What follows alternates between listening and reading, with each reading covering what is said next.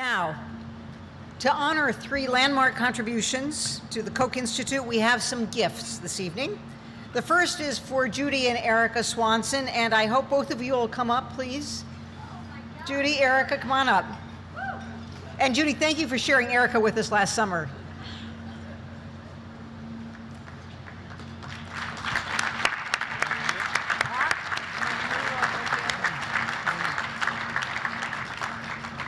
So with the presentation of this commemorative plaque, we're going to see this. I want to thank both of you for your marvelous generosity and leadership in funding and inspiring others to help fund the Swanson Biotechnology Center in memory of your husband and father, Robert A. Swanson.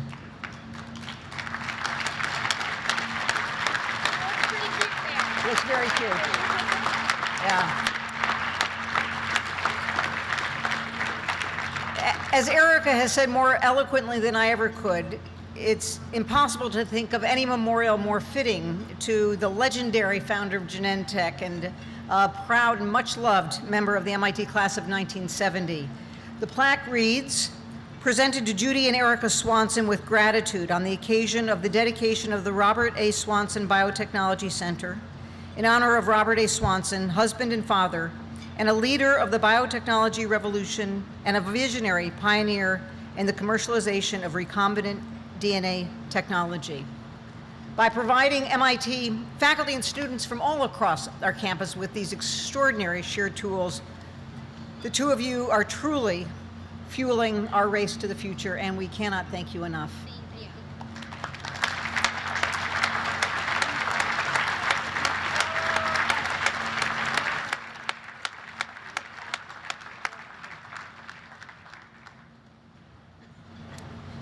We also have a gift to honor the generosity of Charlie Johnson, Charles B. Johnson, and his wife Ann. And I know Ann couldn't be here, but Charlie, could you come up and join me on stage?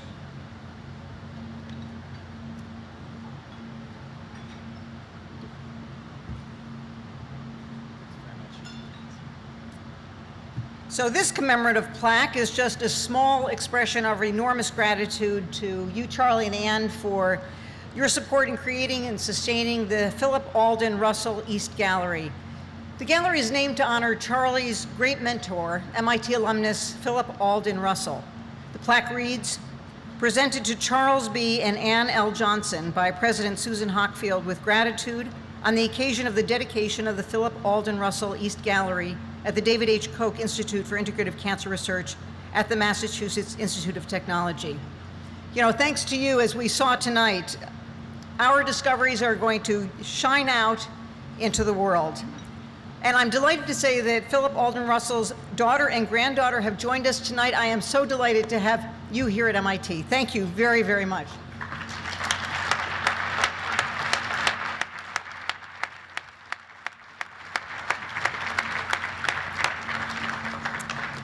And now, drum roll, as we turn to our third gift, it is a very great pleasure to introduce David Koch. In his long relationship with MIT, David has given the Institute many gifts, starting, believe it or not, with a basketball scoring record that was unbroken for 46 years. Now, that explains why, in addition to our work against cancer, he also is helping our basketball team. He recently endowed the position of MIT's head basketball coach, a fabulous guy, Larry Anderson. And with that enthusiasm, Coach Anderson went on to bring our team to their 3rd NUMAC championship in 3 years, the first ever in MIT's history.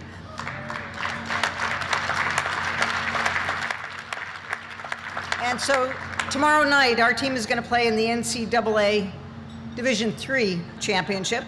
Go Engineers. David has also given us the benefit of his wisdom and vision and his attention to detail. In planning for the building, those of you who know David will understand this, and those of you who don't won't believe it. But David explored everything from the plumbing and carpeting materials to the MRI lab space and the heating and chilling units.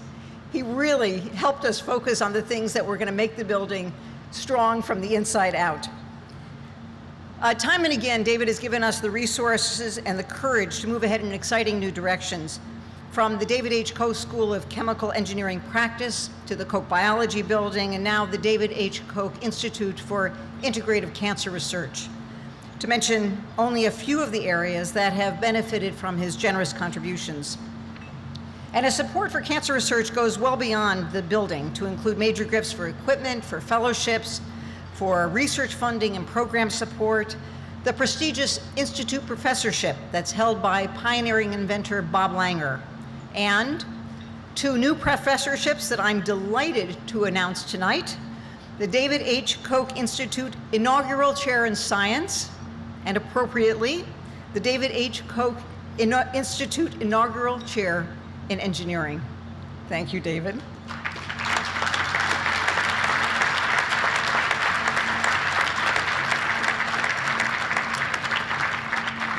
Above all, David has given us his extraordinary example of philanthropic drive. He has a passion for MIT and a great vision for what MIT can do to advance education and research in service to the world. David Koch is without a doubt one of the great philanthropists of our time, and we're profoundly grateful for his confidence in MIT. So David, please come on up. On behalf of the great extended family of MIT, and on behalf of the millions of people whose lives will be touched by the work that you've enabled here, allow me to express our thanks with a very special gift. It's over here. And some of you who are further than 2 feet away won't be able to see what it is, so I'm going to explain. It is a replica of the timeline of the science and engineering history at MIT that hangs in the lobby of the Koch Institute. It shows the whole history from our founding in 1861 up till the present, with the inauguration of the Koch Institute. The inscription reads, "Presented to David H. Koch, class of 1962, by President Susan Hockfield, with gratitude on the occasion of the dedication of the David H. Koch Institute for Integrative Cancer Research at the Massachusetts Institute of Technology." The timeline exhibits the parallel histories of these disciplines during MIT's first 150 years. The timeline is a continuum, closing with an opening, anticipating future discoveries. David, thank you so very, very much, and I hope we'll get you to say a few words. Thanks.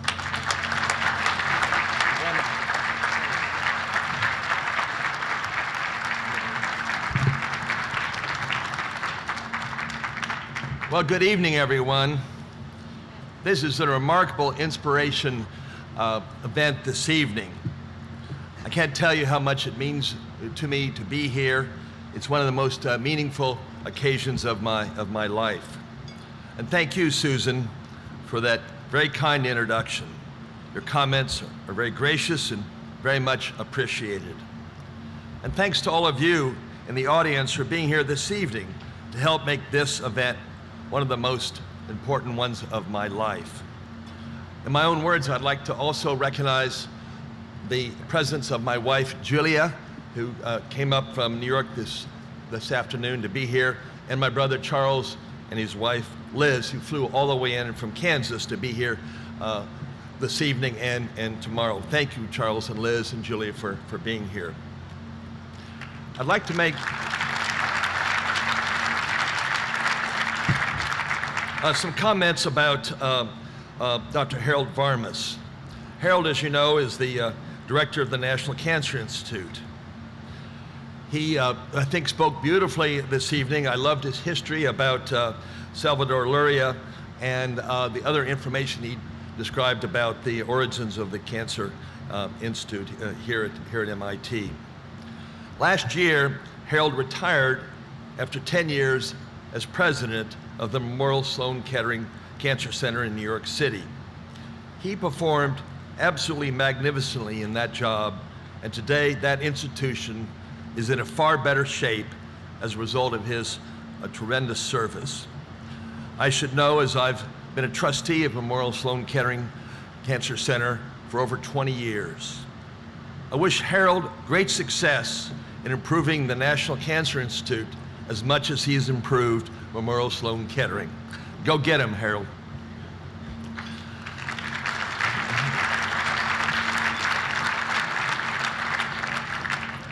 It is hard to believe that it was almost 3 years ago that many of us here this evening assembled on this exact spot to participate in a wonderful and inspirational groundbreaking ceremony. The proposed research building was a most ambitious project. It was to be built in only 3 years, which is a remarkable short time for such a complex building. The size was to be 365,000 square feet, and the cost was estimated at $305 million. The building was designed to be large enough to contain a maximum of 500 occupants, half of whom were to be basic cancer researchers, and the other half bioengineers. And finally, it was hoped that this structure would be extremely functional as well as beautiful. This was the dream, and in my humble judgment, it has succeeded magnificently on all accounts.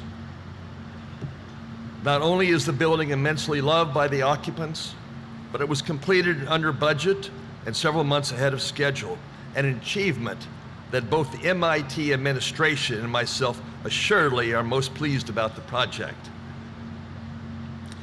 How did this miracle come to pass?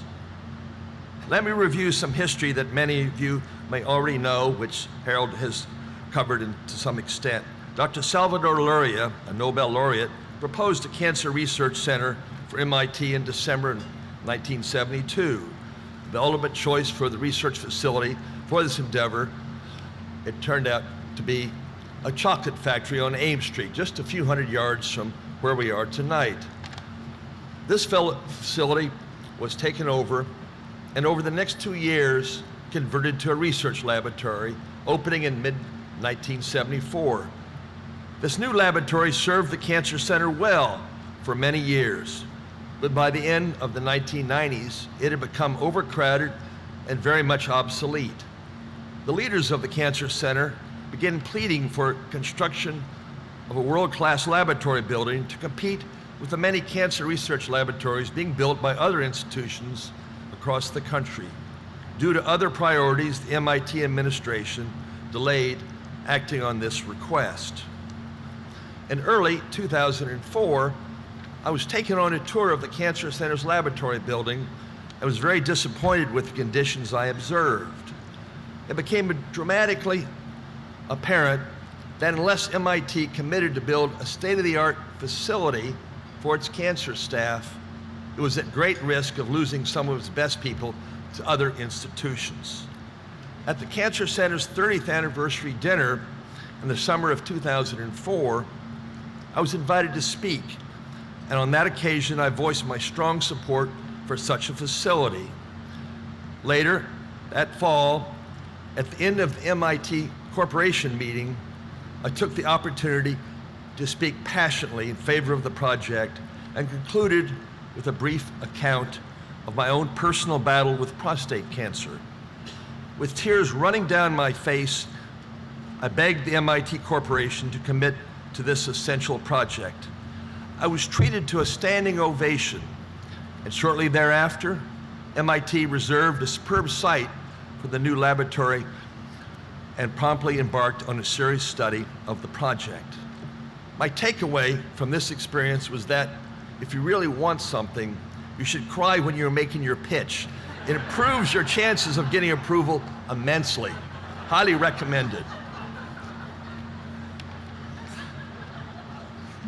One thing led to another, and in the fall of 2006, MIT announced its intention of building a state-of-the-art cancer research laboratory, which would be large enough to house the researchers working in what was then called the MIT Cancer Center.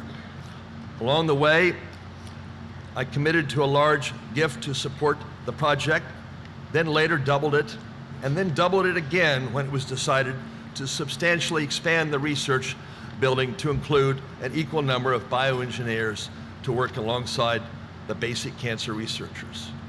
Finally, I contributed still more funds to pay for the purchase of a large number of state-of-the-art instruments and research equipment to be available when the new building opened. In 2007, two major decisions were made. One was the selection of the architectural firm of Ellensweig Associates, and the other, the choice of the construction manager, which was the firm of William A. Barry and Son. Both choices were superb. These organizations have had long experience designing and building research facilities, which were very easy to work with.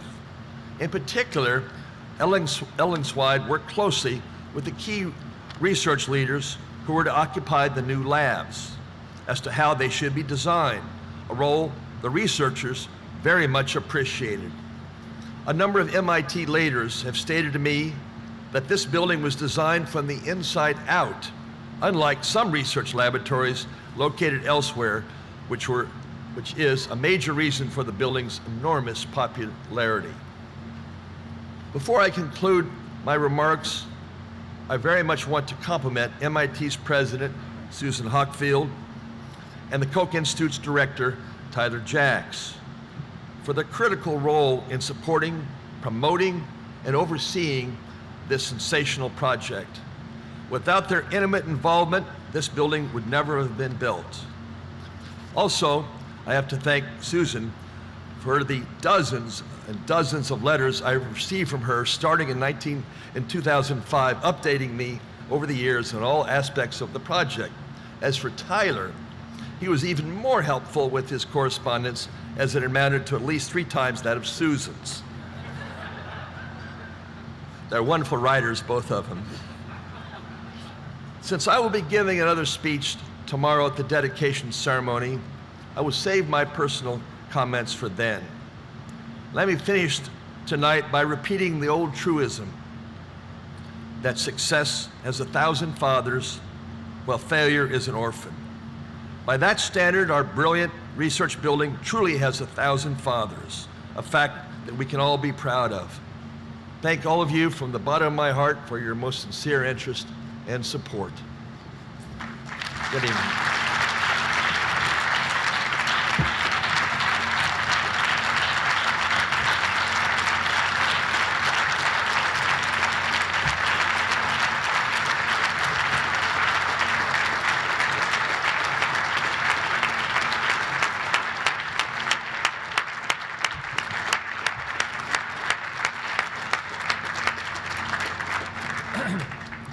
Well, thank you, David, for those inspirational words and for your remarkable generosity to those of us here at MIT, to those of us who occupy the Koch Institute, and for those who care about cancer and cancer research the world over.